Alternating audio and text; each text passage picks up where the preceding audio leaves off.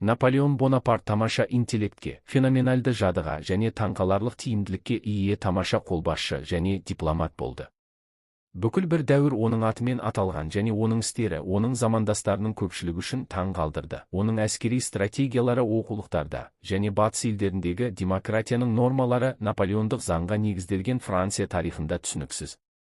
Испания мен Ресейде оны антихрист деп атады, ал кейбір зерттеушілер Наполеонды біршама әшекейленген қаһарман деп санайды. Балалық және жастық шақ тамаша қолбасшы, мемлекет қайраткері, император Наполеон Бонапарт Корсика тумасы болды.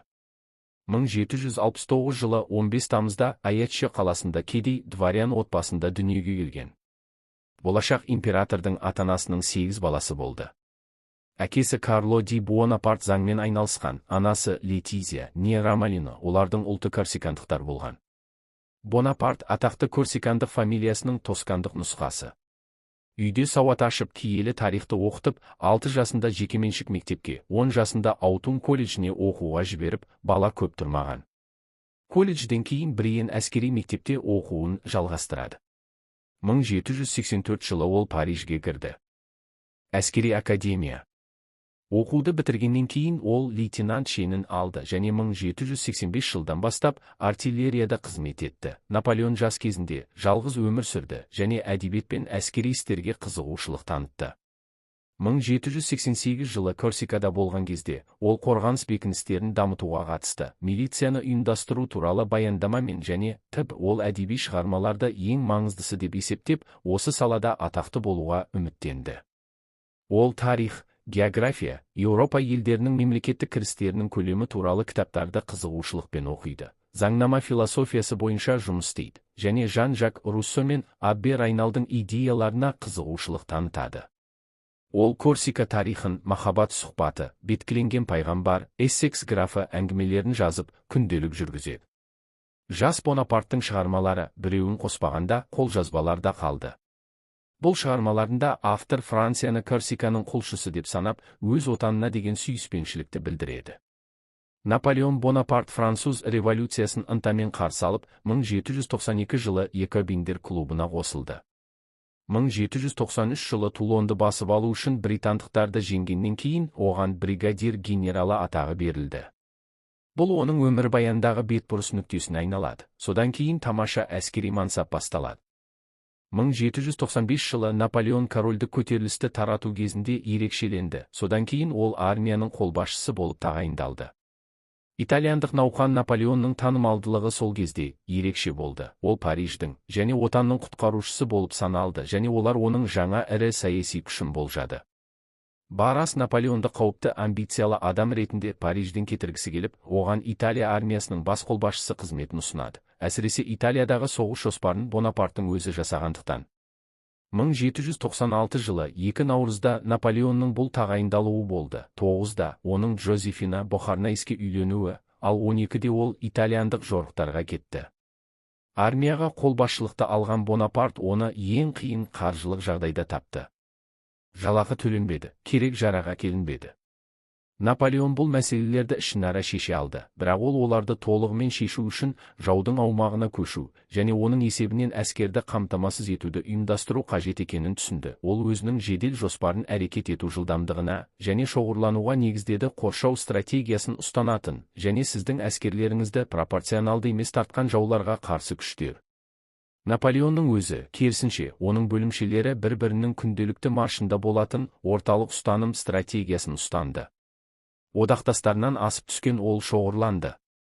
Оның әскерлерін шешуші шайқастарға шығарып, сан жағынан басымдыққа ие болды. 1796 жылы сәуірде Монтенотта науқаны кезінде, жылдам шабуылмен ол Сардиния генералы Коли мен австриялық генерал Больенің әскерлерін бөліп, оларды жеңді. Армиядағы ескі генералдар Наполеонның тағайындалуына наразы болды, бірақ көп ұзамай оның кемеңгерлігінің артықшылығын мойындауға тура келді. Австриялықтар бала мен оның отарын қатты жек көрді. Дегенмен Бонапарт оларға тез арада жаңа әскери өнердің жоғары үлгісін берді. Бұл оның жаңа дәуірін бастады. Наполеон таңғажайып жеке ерлік көрсеткен Лоди шайқасынан кейін оның атағы ерекше биіктерге жетті. Бонапарт бұзылмаушылық пен жанқиярлық танытты, ең қарапайым өмір сүрді, өте тозған форма киіп, кедей болып қалды. Ол енді анықтамаға бірінші Француз Республикасының үкіметі назар аудармады және саяси және әскери операцияларды толығымен дербес басқарды, көбінесе Парижден алынған нұсқауларды бұзады. Каталог өзінің жеңіске жеткен генералынан қорқа бастады және Келлерманға Наполеонмен бірге әскерді басқаруды тағайындады және Саличетті олардың өкілі етіп тағайындады. Содан кейін Наполеон өзінің атақты хатын 14 мамырда жазды. Онда командалық бірлікке қатысты толық аян бар. Келлерман мен сияқты армияны басқара алады. Осының бәрін ескере отырып, егер Италиядағы әскерлерді басқару маған және Келлерманға бірге сеніп тапсырылса, біз бәрін жоғалтуымыз мүмкін деп ойлаймын. Менің ойымша, бір жаман генерал. Бұл екі жақсы күштерді бөлшектеп, Италиядағы әскери ойлардың бірлігін бұзып, сіз Италияға заң шығарудың ең қолайлы мүмкіндіктерін жіберіп аласыз. Мұнда бас қолбасшы сіздің толық сеніміңізбен инвестиция алады. Бұл таңдау маған түспесе, мен шағымданбаймын. Сізге бұл хатты жазу үшін үлкен батылдық қажет екенін білемін. Мені өз-өзіме деген сүйіспеншілік пен мақтаныш деп айыптау оңай. Бірақ Наполеон мұны жаза алады, өйткені 3 күннен кейін ол 3 түсті ту Милан, Павия, Комо және Ломбардияның барлық қалаларында желбіреді. Ал 21 мамырда 20 миллион өтемақы алу туралы. Париждік тобыр мен сарбаздардың ынталы толқуы соншалықты жеңіске жеткен Бонапарттың лауазымын төмендету немесе ең болмағанда оны қызметінен босату сөзсіз директорияның құлауына әкеп соқтырады. Ол Наполеонның әрекеттеріне наразылық білдіруге батылы жетпеді және Келлерманның жөнелтілімін жоққа шығарды. Науқан басталғаннан кейін, 11 күннен кейін, Австро-Сардиния армиясының қоршау сызығы бұзылып, сардиниялықтар толығымен жеңіліске ұшырап, мәжбүр болды. Бітімге қол қою.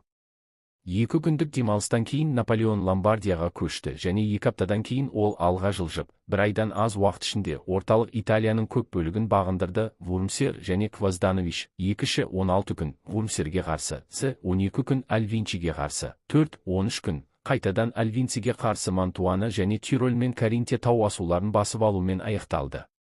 Папаға қарсы соғыс ашылғаннан кейін 2 аптадан кейін Наполеон оны бітімгершілікке қол қоюға мәжбүрледі. Ал Наполеон Мантуадан Венаға көшкеннен кейін 36 күннен кейін Леобенге жетті және Австрия астанасынан шамамен 150 верст жерде император Францты алдын ала бітімгершілікке қол қоюға мәжбүр етті. Леобен бір жылдың ішінде 1796, 27 наурыз, 1797, 7 сәуір, Наполеон Бонапарт орталық еуропалық саяси тепе-теңдік жүйесін бұзып, Австрияның әлсіреуімен Пруссияның үстемдігінің басталуын белгіледі. Жау есебінен француз әскері қайта жабдықталып, азық-түлікпен қамтамасыз етілді, сарбаздарға төленбеген жалақылары төленді. Анықтаманың бос сандықтары сол уақыттан бері таусылмайтын ақшамен толтырылды. Франция Еуропаның тағдырын өз қолында ұстаған ең қуатты держава болды. Наполеонның данышпандығы қорқынышты және табиғаттан тыс болып көрінді. 1797 жылдың жазында жеңіліске ұшырағандарға қоныстанды. Ел, Цезарь сияқты салықтар енгізді, өтемақылар белгіледі және ескі Италияның қирандыларында жаңа мемлекеттер құрды. Князьдер мен корольдер Наполеонға ұнады. 1797-98 жылдың қысында Бонапарт Парижге келді. Оның құрметіне тамаша мерекелер ұйымдастырылды. Барлық тараптар оны өз жағына тарту үшін бір-бірімен жарысты, бірақ ол олардың кез келгеніне тиесілі болудан сақтықпен аулақ болды. Анықтамалық әлі де Наполеоннан қорқып тұрса да, ол енді онсыз бола алмады және оның барлық талаптарын орындады. Оны алыс жерге жібергісі келіп, Наполеонның мысырлық экспедициясына және 1798 жылғы 19 мамырдағы төңкеріске жанама соққы беру үшін Мысырға әскери экспедицияны жабдықтау туралы ұсынысын қуана қабылдады. Наполеон Тулоннан Мысырға жүзіп кетті. Экспедициясы, онда ол жауынгерлермен бірге барлық қиындықтарға төтеп беріп, олардың ынта-жігерін сақтай отырып, тамаша жеңістерге жетті. Наполеон Мысырда 1,5 жылға жуық уақыт өткізді. Мысыр институтын құрды. Ол тарих ғылымы үшін көп нәрсе жасады. Суэц каналын қазуды жоспарлады және Франция сәтсіздіктен кейін сәтсіздікке ұшырай бастағанда Италиядағы Суварфтан анықтамалық Бонапартты әскерлердің басына қойғысы келді. 1799 жылы 26 мамырда ол жіберген курьерді ағылшын крейсері ұстап алды. Бірақ Францияда не болып жатқанын газеттен білген Наполеон рұқсатты күтпестен Парижге өзі баруды ұйғарды. Оны 3 кемеден тұратын эскадрилья 48 күн бойы алып жүрді. Теңіз арқылы және керемет түрде Нельсоннан қашып кетті. Парижге бара жатқанда халық оны қуанышпен қарсы алды. Францияда директорияға жалпы наразылық болды, сондықтан Бонапартқа мемлекеттік төңкеріс дайындау қиынға соқпады. Ол оны 18-ші Брумерде 1799 жылы 9 қарашада жасады. Оған адал әскерлер мен офицерлер арқылы Наполеонның консулдығы 22-ші Брумерде 1799 жылы 13 желтоқсанда тарады. Консулдық дәуірін бастады. Бұл конституция Наполеон билігінің соңына дейін болды, тек бірнеше өзгерістер болды. Ол Наполеон Бонапартты 10 жыл бойы жариялаған бірінші консулдың билігі бойынша атауы жағынан тек республикалық және мәні бойынша монархиялық болды. Ол конституцияны халықтық плебисцитке бағындырды. Берілген 301-2659 дауыстың 1562-сі ғана қарсы болды. Консул Наполеон Францияға сыртқы тыныштықты тез қайтарып, ішкі тәртіпті орнатты.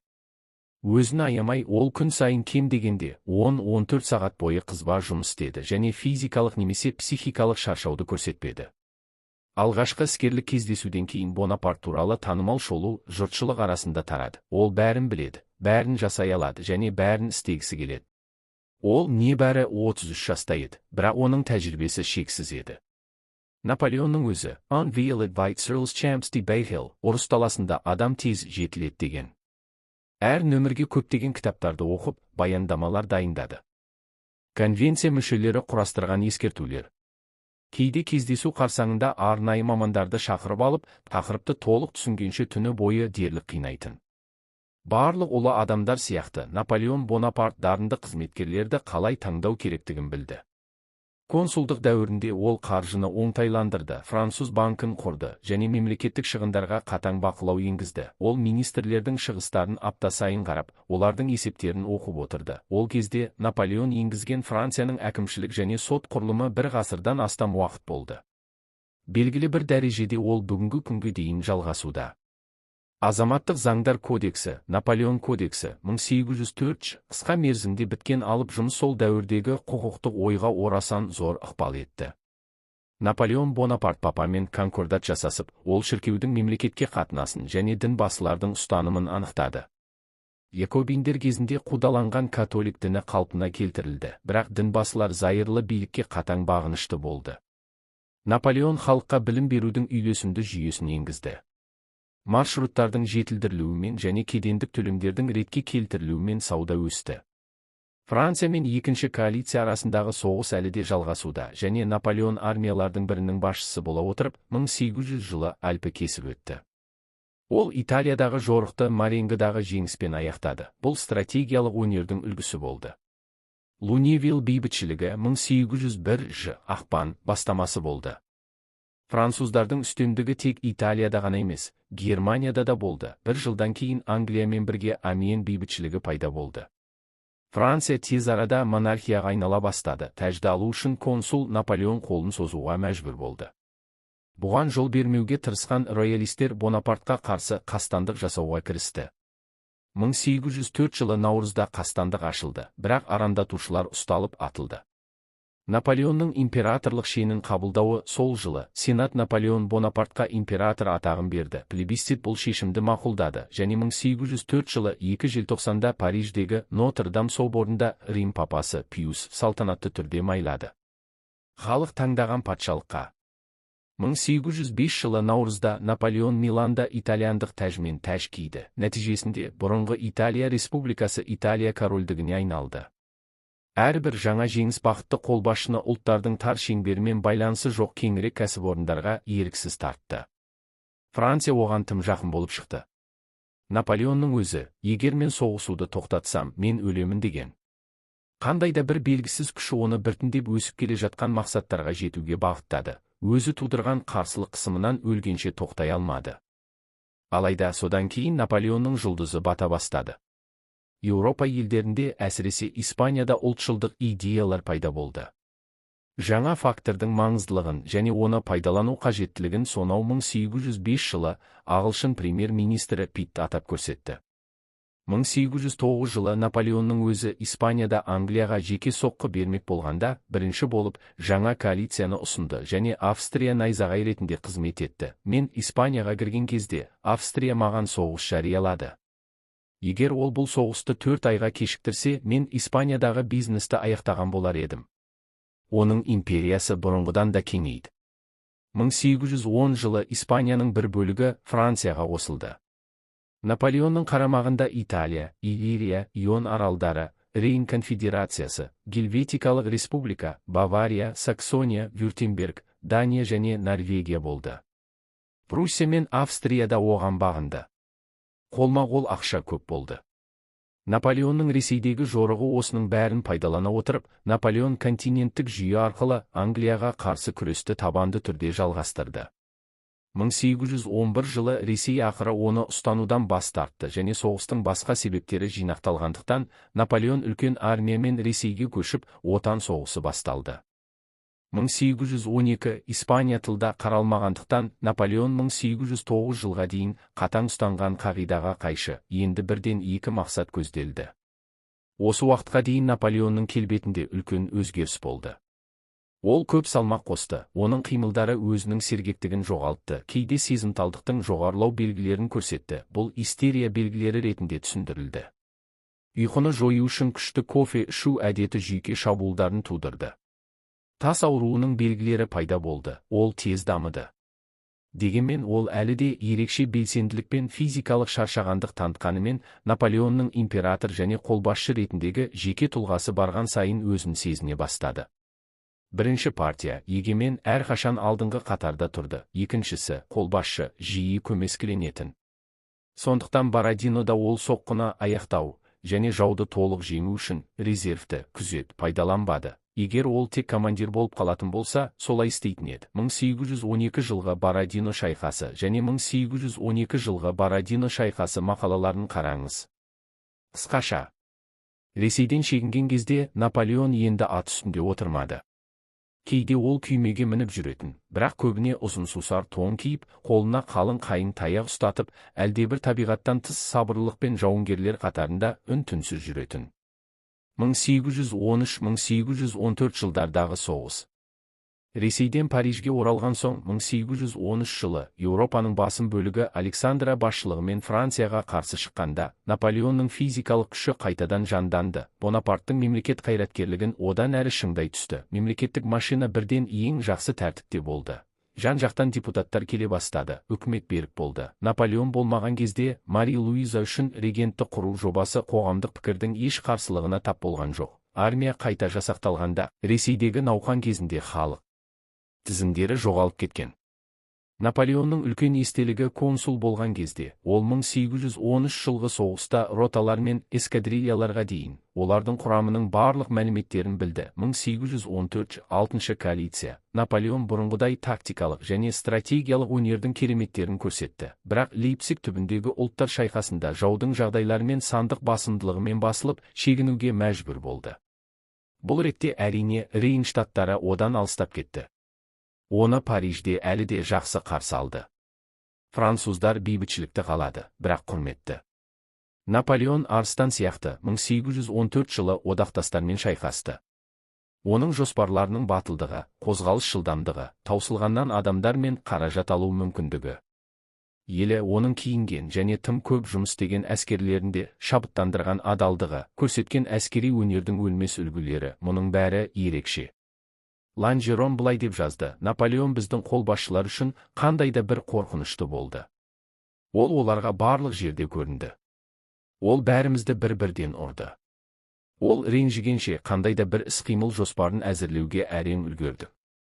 Жау Парижді басып алғанына қарамастан, Фонтенблода болған Наполеон шайқасқа шығуға шешім қабылдады.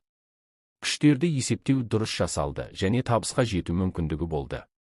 Бірақ соғыстан шаршап, атақтары мен байлығынан ләззат алғысы келген маршалдар, оның ең жақын көмекшілері күресті жалғастырғысы келмеді.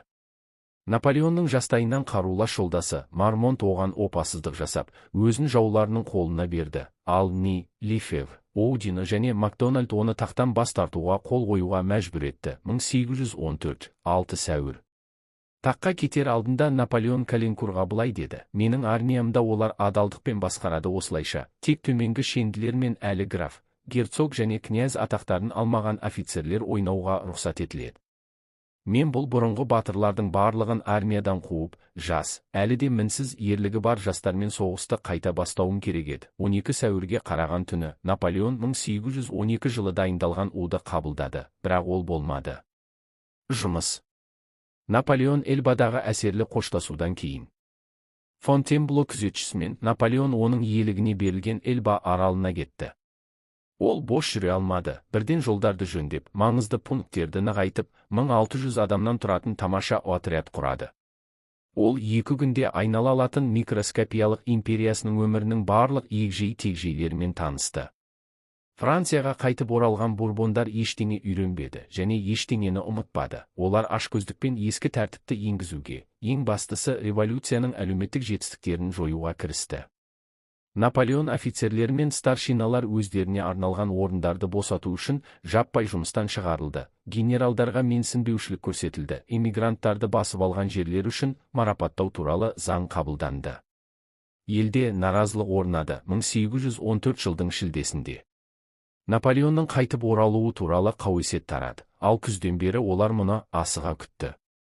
Наполеонның 100 күні 1815 жылы 26 ақпанда 1600 солдат, 8 ат және бірнеше зеңбірек тиеген 8 кемеден тұратын шағын флотилия Франция жағалауына бет алды. Наполеон 1 наурызда Хуан шығанағының жағасына қонып, Гренобльге бара жатқан жолда оның жолын бөгеген король әскерлерінің отрядын кездестіреді. Жалғыз Наполеон сұр далалық пальтомен, 3 түсті кокардасы бар, 3 бұрышты қалпақ киген тапаншаға баяу жақындады. 5 полктың солдаттары, деді ол шымыр, байсалды үнмен, алдарыңыздамын. Офицер атуға бұйрық берді. Тағы бірнеше қадам жақындаған Наполеон пальтосының түймелерін шешіп, кеудесін ашып, егер араларында императорды өлтіре алатын солдат болса, ол оны еш кедергісіз жасай алады. Менің кеудем оның қызметінде, деп дауыстады. Әскерлердің тәртіпті саптары әп-сәтте көңілдері толқыған, жылап-сықтаған тобырға айналды. Олар өздерінің пұттарының аяғын сүйге асығады. Гренобль гарнизоны оның жағына өтіп, қақпаларды ашты. Гренобльге дейін мен әлі де авантюрист болдым, ал Гренобльде мен егемен болдым, деп жазды Наполеон. Кейінірек оның Парижге жасаған жорығы жеңіске жетті. Людовик XIV оған қарсы маршал Ниді жіберді, бірақ Ни өзінің бүкіл отрядымен Наполеон жағына өтті. Луи Толеранттың үстелден жөнелтілімдерін алуға үлгермей қашып кетті. Бұл оған Австрия мен Англияға, Ресейге қатысты ымыраға келді. Наполеон оларды Александр Эйге жіберді. 100 күн деп аталатын екінші реттік билік басталды. Қалың бұқара Наполеонның қайтып оралғанын қуана қарсы алды. Олардың көз алдында ол халықтың ұлты мен егемендік құқықтары үшін күресуші еді. Бірақ Наполеонның өзі мұны біреу айтса, ол тек революцияның мүдделері мен принциптерін қорғау болатынын мәлімдеді. Иммигранттардың қол сұғушылықтарынан Конституцияға қосымша акт Бенджамин Констант сияқты тұлғалардың қатысуымен өте либералды түрде жасалды. Наполеонның 2 айдағы жұмысы тіпті ол үшін де ерекше болды. Шиеленісті және көп замай оның денсаулығына әсер етті. Ол қатты нашарлады. Асқазан мен зәр шығару жолдарының ауруы басталды. Шаршағандықтан және жүйке күйзелісінен ол кейде ұлының портретінің алдында ашы жылады. Ал демалу үшін оны тыныштандыру мүмкін болмады. Ол әскерге барып, Бельгияны басып алған британдықтар мен прустерге қарсы жорықты бастауға мәжбүр болды. Жорықтың басталуы тамаша болды. Ұлы императордың данышпандығына лайық, бірақ содан кейін француздар Ватерлоуда үлкен сәтсіздікке ұшырады. Шайқас алдында Наполеон тас ауруынан қатты зардап шекті. Ол ұзақ атқа мінумен асқынды. Бұған шамадан тыс жұмыс қосылды. 20 ғасырдың басында Наполеонның Ватерлоодағы сәтсіздігінің себептерін жаңаша ашатын құжат табылды. Наполеонның штаб бастығы Соулдың Наполеонға кешігіп келген француз маршалы Грушиге жазған жазбасы әулие Елена аралында Ватерлоодағы жеңілістен кейін 3 шілдеде Наполеон Рашфордқа келді. Капитан американдық кеме Наполеонды бортқа алуды өзінің ең үлкен бақыты және құрметі деп санайтынын мәлімдеді.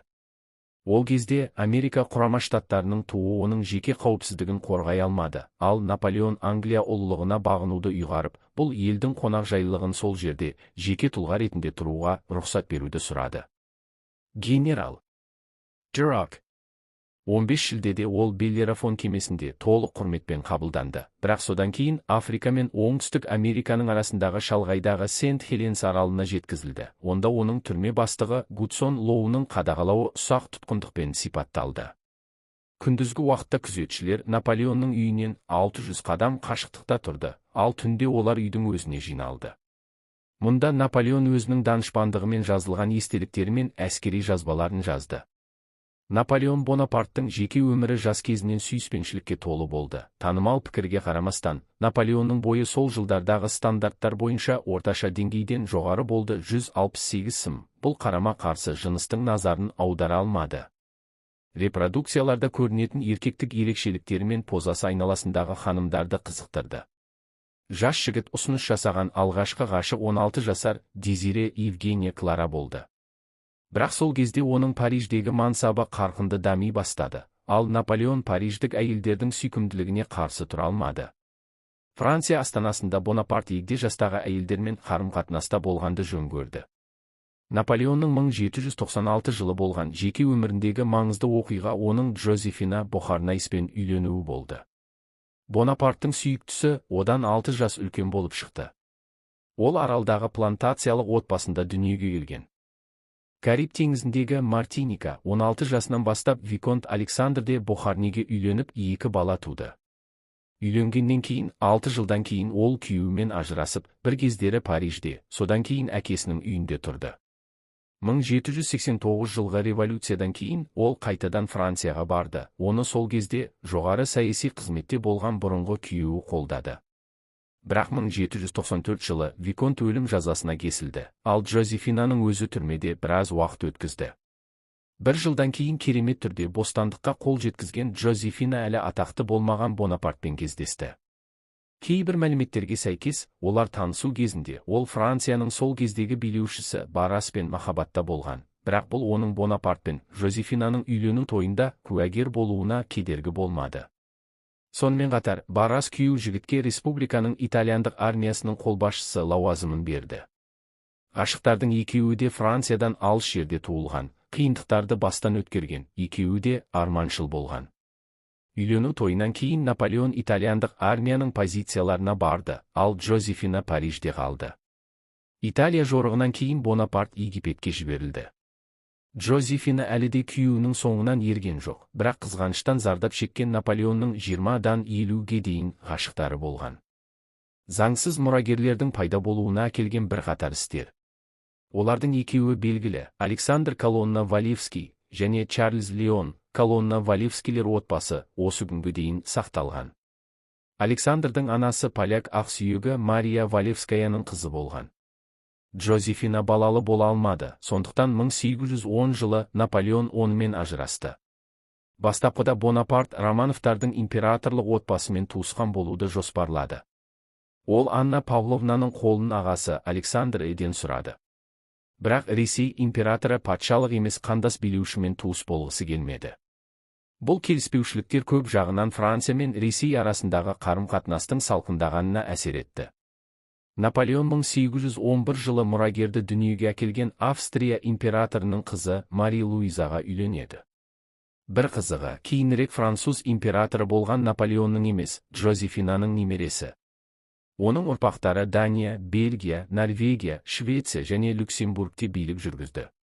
Наполеонның ұрпақтары қалмады, өйткені оның ұлы баласы болмағандықтан өзі жастай қайтыс болды. Эльба аралына жер аударылғаннан кейін Бонапарт өзінің заңды әйелін көреді деп күтті, бірақ Мари Луиза әкесінің иелігіне кетті. Мария Валевская ұлымен бірге Бонапартқа келді. Францияға оралған Наполеон тек Мари Луизаны көруді армандады, бірақ барлық хаттар жіберілді. Австрияға император ешқашан жауап алмады. Өлім өмірінің соңғы жылдары жазылмайтын дертке толы болды. 1821 жылы 5 мамырда Наполеон Бонапарт 52 жаста қайтыс болды. Бір нұсқа бойынша өлімнің себебі онкология, екіншісінде мышьякпен улану. Асқазанның қатерлі ісігінің нұсқасын қолдайтын зерттеушілер аутопсия нәтижелеріне, сондай-ақ әкесі асқазанның қатерлі ісігінен қайтыс болған Бонапарттың тұқым қуалауына шағымданады. Басқа тарихшылар Наполеон қайтыс болғанға дейін салмақ қосқан. Бұл мышьякпен уланудың жанама белгісі болды, өйткені онкологиялық науқастар салмағын жоғалтады. Сонымен қатар кейінірек императордың шашында мышьяктың жоғары концентрациясының іздері табылды. Наполеонның өсиетіне сәйкес, оның сүйегі 1840 жылы Францияға жеткізілді. Онда олар Собор аумағындағы Париж мүгедектеріне қайта жерленді. Француздардың бұрынғы императоры қабірінің айналасында Жан-Жак Прадьер жасаған мүсіндер, жад Наполеон Бонапарттың ерліктері өнерде сақталған.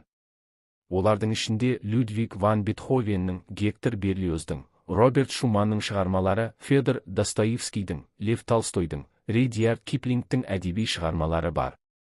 Кинода оның бейнесі дыбыссыз фильмдерден бастап, әр түрлі дәуірдегі фильмдерде түсірілген. Африка континентінде өсетін ағаштар тұқымы командирдің есімімен аталады. Сонымен қатар аспаздық шедевр, кілегейлі торт. Наполеонның хаттары Францияда Наполеон үй тұсында басылып, дәйексөздерге жіктелді. Дәйексөздер тарих, бұл біздің түсіндіруімізде болған оқиғалардың нұсқасы ғана, адамның құлап кетуі мүмкін, сыпайылықтың тереңдігі, өлшеусіз адамдарды қозғауға болатын екі тұтқа бар, қорқыныш пен жеке қызығушылық. Революция бұл шындықтармен бекітілген сенім.